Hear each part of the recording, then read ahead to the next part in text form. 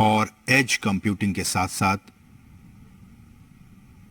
ये जो 5G तकनीक है, प्रधानमंत्री इसका एक्सपीरियंस करते हुए इस सर्विस का, 5G सर्विस का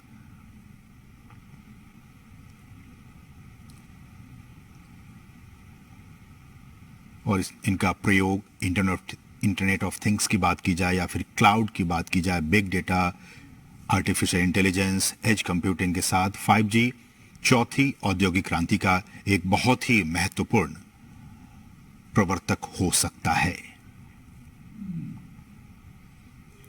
अलग अलग क्षेत्रों में इस 5G सर्विस का उपयोग किया जाएगा, फिर चाहे वो हेल्थ सेक्टर की बात हो, मोबाइल बैंकिंग की बात हो, इन तमाम क्षेत्रों में डिफेंस की बात हो, फिनटेक कंपनियों की बात हो, रिसर्च एंड डेवलपमेंट की बात हो, इन तमाम क्षेत्रों में 5G सर्विस का डायरेक्ट इम्पैक्ट पड़ेगा। और सबसे पहले जो हमारे वो इस एक्सपीरियंस को महसूस करेंगे और उसके बाद आम जनता के लिए इस सर्विस की शुरुआत की जाएगी। कहा जा रहा है कि इसका जो इकोनॉमिक इम्पैक्ट होगा इस 5G सर्विस का, गवर्नमेंट द्वारा ही एक पैनल नियुक्त किया गया था और उस 2018 की बात है ये, और उस पैनल ने एक रिपोर्ट जारी की और इस रिपोर्ट के मुताबिक 5G सर्विस से साल 2035 तक भारत में $1 ट्रिलियन अमेरिकी डॉलर का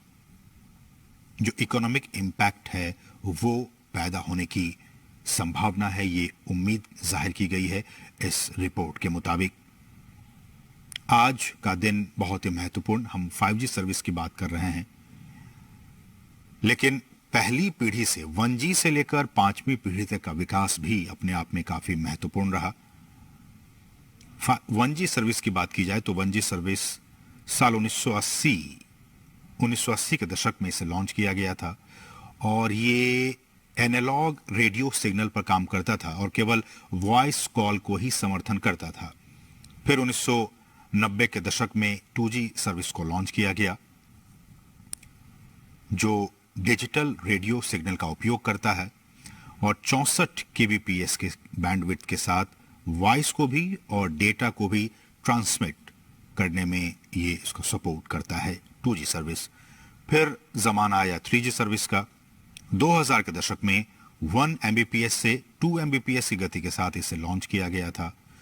और इसमें डिजिटल वॉइस की बात हो, वीडियो कॉल की बात हो, कॉन्फ्रेंसिंग की बात हो, इन तमाम क्षमताओं के साथ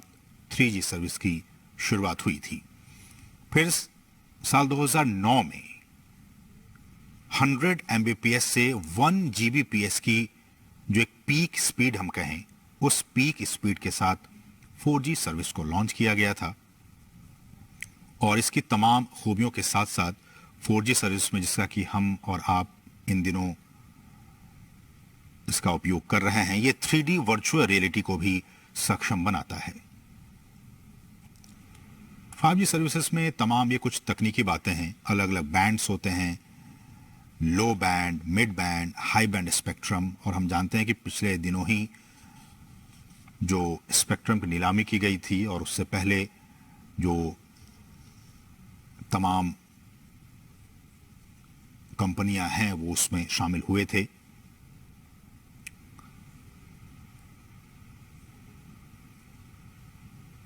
मोबाइल ब्रॉडबैंड सर्विस की बात की जाए तो हमारे स्मार्टफोन को बेहतर बनाने के अलावा 5G मोबाइल तकनीक वर्चुअल रियलिटी जो कि बहुत ही महत्वपूर्ण है, ऑगमेंटेड रियलिटी जैसे जो इमर्सिव सेवाएं हैं उसकी वो शुरुआत कर सकती है। Please subscribe to our YouTube channel Swadeshi News Telugu.